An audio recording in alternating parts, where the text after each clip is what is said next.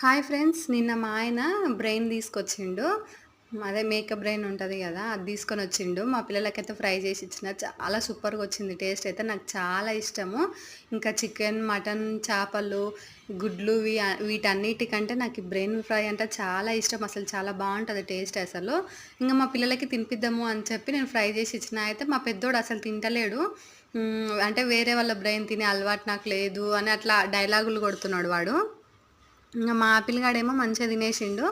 నేను మా పిల్లగాడు తిన్నాం. మా ఆయనకు గూడా నచ్చదంట. నాకైతే చాలా ఇష్టం అసలు. టేస్ట్‌లెస్ ఫెలోస్ వాళ్ళైతే అస్సలు తింటలేరు. నేను మా పిల్లగాడైతే చాలా తిన్నాం అసలు. అంటే మేమిద్దరమే తినేసినాం. వాళ్ళెవ్వరు తినలేరు.